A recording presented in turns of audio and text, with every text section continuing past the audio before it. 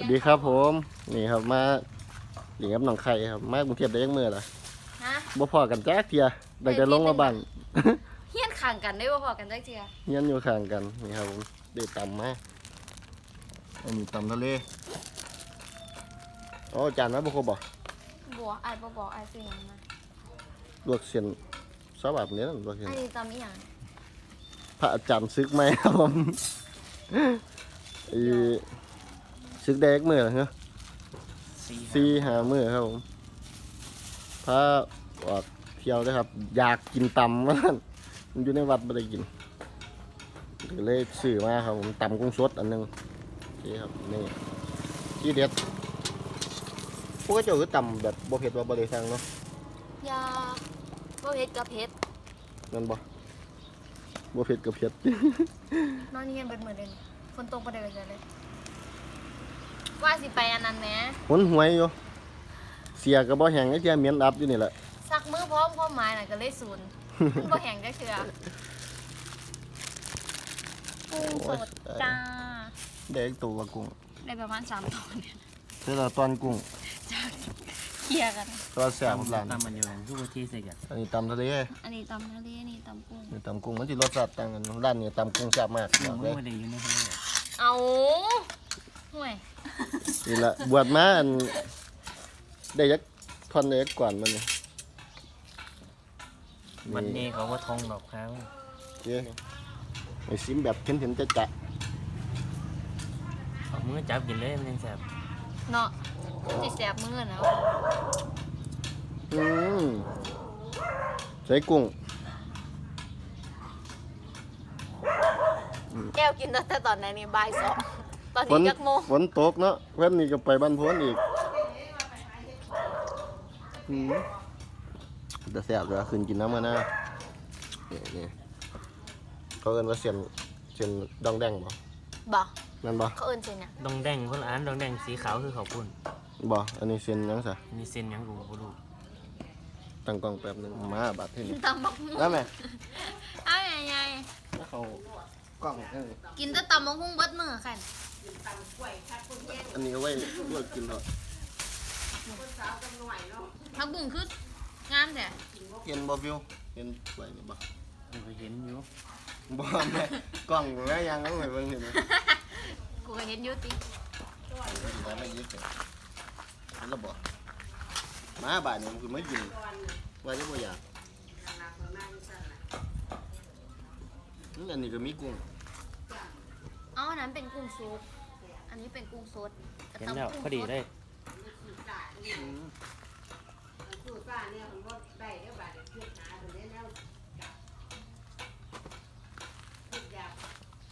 ีลงไปข้างมือใดก่อน 23-24บ่ 23 24เลยจะกินมัน มาแล้วครับ เลย เดี๋ยวลงไปเหมือนกัน บ่เป็นตะมวนดอกคนที่ตกห้ำ ฝนตกวันม่วนลงไป แต่ว่าลงไฟเขายังม้วนอยู่ ไปเบิ่งเมื่อวานนี่เล่นน้ำกันอยู่ฝนตก เอา แค่ กันลงที่ต้มเลยโอ้พุ่งยิ่งกินได้ยากบ้านหาย บ้านใด ลบตัวเลยอยากได้กับปืนยิ่งชิมผมกับก็ว่าได้เนาะ อย่าเดี๋ยวเบิ่งคลิปกูแซ่บกูครับผม บักได้ยิงกับบ้านปืนกูยิ่งชิมเลยเลยโหดเท่ ครับฮะมึงลูกผู้ใด ดูแย่แดง ใครวะคุมใดวะไอ้ฟิวอยู่คุมใดวะ คุมวัด คุมคันน้ำใส คุมวัด แม่น แล้วหนามาเบิ่งกันเอาค่ะ ครับ จำไว้หลังบวชซึกไหม เอาอันก็เป็นลูกอันซุ่มมันแม่แดงนั่นบอก กันลูกย่าแดงนะครับ ร้านไม่ได้สอนนั่น หลานยายสอนหลานพญายแสน เออ ครับ ที่แห้วหันนี่แหละ เออแต่มามันกับไข่กับข้ายอยู่เห็นว่าล้วนเป็นหรอกว่า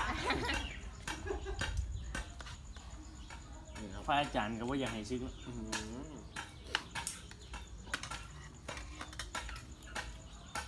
หน้านี่ก็เป็นอ้วนค่ะอ้วนเนี่ยเนาะ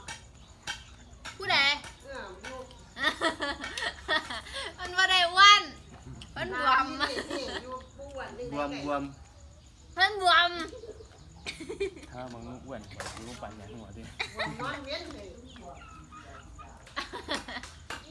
วันกินเบียร์แล้วลงพุ่งที่น้อยก็ลงพุ่ง ครับดูว่าบนลงอย่างไรยังเรียบร้อยละ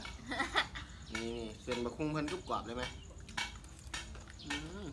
เอาแม่บิวสองคนมาเหมือนได้นี่ กูก็กินยุ้งไม่เห็นบ่ ไอ้นุกถ้าไปเฮ็ดจิตอาสา เมื่อใด โอ้มีหมู เมื่อใด ไปหาหลังน้ำปลาเฮาโรงเรียนว่ะ โรงเรียนบ้านเนี่ย เมื่อใดก็ได้ตัวเมื่อใดวะ เมื่อไหร่ผมเลยบอกบิว กูกำมือ บ่ค่อยได้บอกได้จ่าครับผมเบิ่งการกินเลย อันนี้แต่บอกพริกก็แดง มันทำกัน ธรรมดาเป็นตับเพชรเผ็ดเด้ขนาดบ่ได้สั่งบ่ได้สั่งเผ็ด มันก็จะอย่างเลยกินไปให้ไปเลยมาเด้อครับพี่น้อง ใครอยากกินทุเรียนอยู่เนี่ย ตามหมอ อ้วน นี่ เอามาคงลืมยังนะ โอ้ยเย็น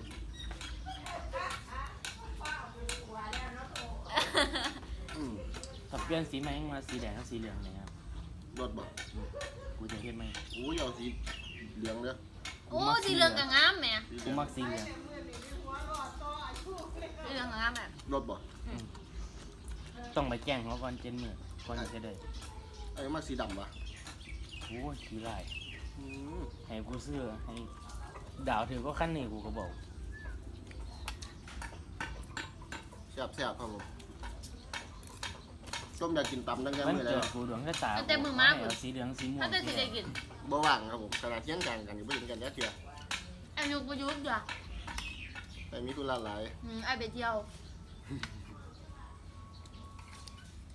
ไปบ่มื้อแรง นั่ นั่ น นยอมสารคามเนาะ คืออยู่ทางผิด จะไปบ้านมึงโอ้มันครับ ไอ้ไปมึงไหม เกี่ยวกับ ยังอยู่ นี่ เป็นแพงเลย ใครสร้างฝนเลย คนนี่เฮ็ดบ่ได้ว่าไปใช้เลยตกควายกับใครบ่ แต่งตัวอยังดี มันตก ว่าจะไปเฮ็ดจิตอาสาอยู่บ้านละ ไปไอ้พาไปชวนใครไปเนี่ย ใครก็ไปกันได้เพราะว่าใครเฮ็ดก่อนจะสอนใครจะเอาไปเฮ็ดก่อนจะสอนกลุ่มมันเรียน เจ้าอย่างนั้นปล่อยสอง เจ้าเฮ็ดจิตอาสา36ชั่วโมงหมดเลยอ่ะ สมัยเรียนมาได้เห็นเป็นไง ทำไมอ่านเนาะดื่มก็ได้เส้นๆหรอก็ได้เนาะที่มือนี่มันก็ได้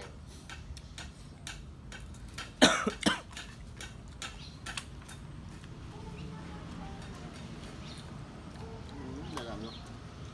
จะกินหยังกับบ่มีหมูเฮ้ยแค่ละศูนย์นี่หมูกับบ่มาบัด มาอาทิตย์หนึงอ่ะเด้บ่ได้พอจ้าเถื่อ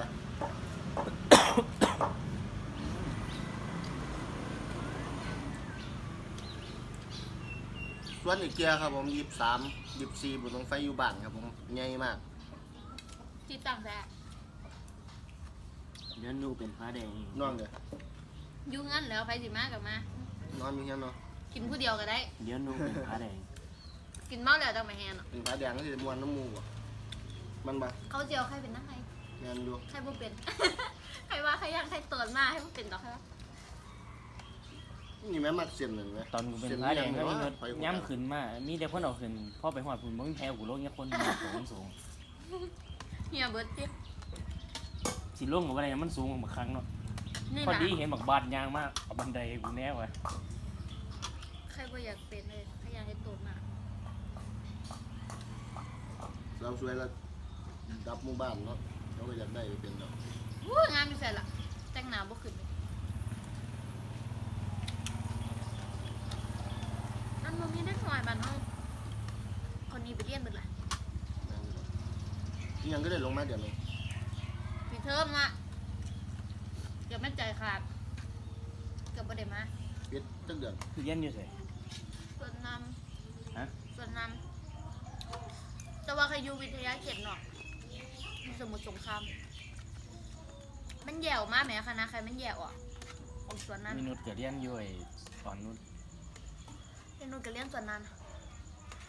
คนละหมอง วอ่อนนุชกูไปเตะบอลมันก็บอกบ่ดีน้ำอยู่ เพิ่นเรียนจักปี วันอาทิตย์น่ะกูไปเตะ เพิ่น บอล เรียนหาปีบ่ บ่รู้มัน ที่จริงเพิ่นจบเดี๋ยวเด้เพิ่นต้องจบปีไก่แสดงว่าเพิ่นเรียนหาปี มันต้องจบปีนี้แหละถ้าจะจบ นั่นนี่ว่ะ แม่นปีนี้แหละ เพราะว่าแจ็คก็ยังบ่ได้จบอยู่ เอาสิ จะจบบ่แม่นบ่ แจ็คก็จบปีนี้พอดี เพิ่นเรียนจบปีนี้ จบแล้ว อีนุชก็ต้องจบที่หลังปีนึง